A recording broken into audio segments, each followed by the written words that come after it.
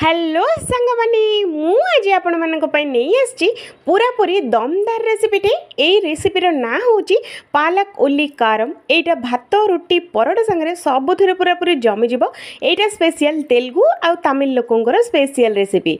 तो चलंतु आमे भी बनेइबा आम स्टाइल रा आम स्पेशल। तो चलंतु प्रथमे पालंग साग गुडा को एमिति चुन चुन करके काटि नेबे। प्रथमे 2 रु 3 थर बढ़िया से धोई नेबे, तापरे एमिति चुन चुन करके काटि नेबे। बड़ बड़ टोटाल रखिबेनी, एमती गुंड गुंड करके आपको काटि नेबे। तो चलंतु नेक्स्ट प्रोसेस को पळेबा। तो पालक उल्ली कारम पई आमे नै जिबा मिक्सर जार, ता धेरे टिके मसला बनेबा। तो मसला पे मु नै जाईची 2 रु 3 टा मीडियम साइज रो पियाज। तो पियाज अधिक हेले भी बहुत बढ़िया लगिबो।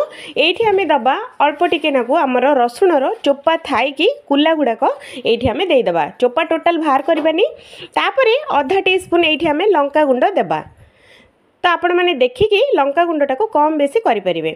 तो चलतु यटा को गोटे पेस्ट बनैबा पूरा दरदरा।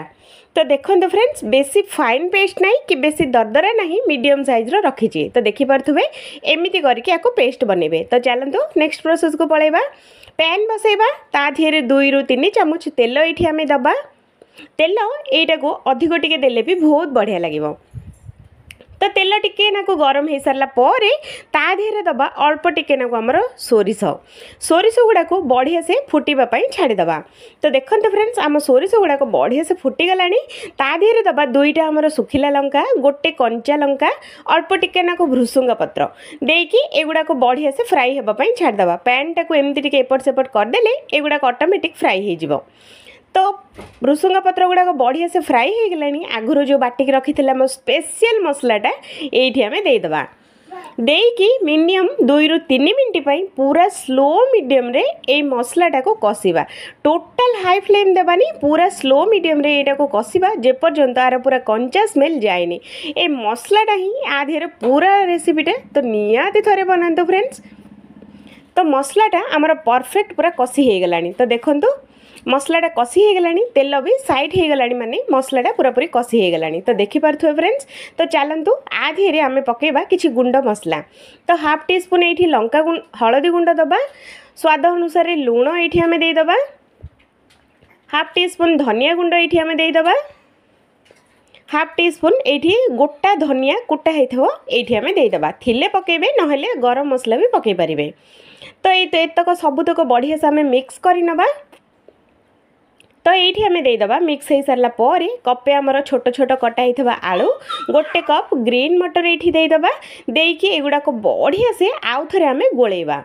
तो देखिपे फ्रेंड्स, एमती करके आपको बढ़िया से आम गोले नवा, घोड़े दबा 2 रु 3 सेकेंड एगुड़ा को स्लो मीडियम रे आपको घोड़े दबा, सीझीज।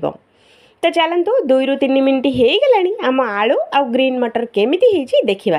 तो देखिपे फ्रेंड्स, देखिले ही आपण माने जानि परथुबे एई मसलाटा केमिति बनी थिबो। तो नियाती थरे बनातु। तो आमर आलू आ मटर गुड़ाक बढ़िया से फ्राई हो गलानी, सीझी गलानी। आगुरु जो कटा होइकि रखा हिथबा आम पालंग साग एठी आमे देई दबा। सबुतक देई सारला पर 2 सेकेंड पई आकु घोड़ेइकि छाड़ी दबा। तो 2 सेकेंड हो सारी। तो चलतु देखा आम पालंग साग केमिति होइछि। तो देखंतु फ्रेंड्स, पालंग सागटा भी पूरा सॉफ्ट हो गलानी। तो देखिपे आपको भल बढ़िया से आउ थे आम गोले नवा, तल ऊपर करके आपको आउ थे बढ़िया से आम गोले नवा। तो फ्रेंड्स, एटा भात रुटी परोटा सबु थे पूरा परफेक्ट हो जमी जीव। नियाती थरे बनातु। तो यटा को बढ़िया से मुझे गोले सारी। तो देखंतु फ्रेंड्स, एमती करके आपको गोले नेबे। तो चलतु ये आम देदेबा 2 रु 3 चमच फ्रेश दही मुझे जाइए फ्रेंड्स। आपण मैंने जदि दही नाही तो ये लेंबू भी पके पारे। तो दही पकई सारा पर आपको बढ़िया से आम गोले नवा, आपको घोड़ेबानी, नहले अधिक सीझीज। तो सेमिति ही आपको स्लो मीडियम रे 2 सेकेंड फुटियापाई छाड़ीदबा। तो आमर 2 सेकेंड हो सारी। तो ता देहरे पकई नवा हाफ टी स्पून रु भी कम गरम मसला देकी आपको आउ थे बढ़िया से आम गोले नवा। तो देखते फ्रेंड्स, देखला मात्रे ही आपण मानक इच्छा होची ना बनैबापई, आउ डेरी न करिके सांगे सांग बनातु पालंग सागरे। एटा होची आमर रेसिपीर ना होची पालक उल्ली कारम। एटा बहुत ही टेस्टी लगिबो, बहुत ही बढ़िया लगिबो फ्रेंड्स। नियाती थरे बनातु। तो देखंतु देखिला मात्रे पाटिरू पानी बोही पड़िबो।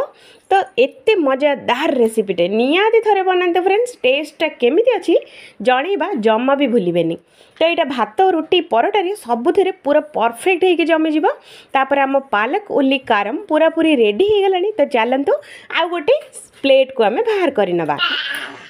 तो देखो फ्रेंड्स मु सबुतक बाहर कर देछि। तो देखि पार्थुबे जदि कोठी ना कोठी जदि ए वीडियोटा टिके हेले भी भलो लागे तो नियाती मो चैनल टिको सब्सक्राइब करिनेबे। पाखरे थिबा बेल आइकन टिको क्लिक करिनेबे। मोर नुआ नुआ वीडियो नोटिफिकेशन आपण मानक पई पळि आसीबो। तो मु रोहुची संग माने आउ थरे देखा हबा आउ गोटे नुआ वीडियो रे। से पर्यंत जय जगन्नाथ। आपण माने केबे बनौचंती कोन निहाती कमेंट करिवे। जदि वीडियोटा भलो लागे तो लाइक करिवा जम्मा भी भूलिबेनी। तो मु रोहुची जय जगन्नाथ।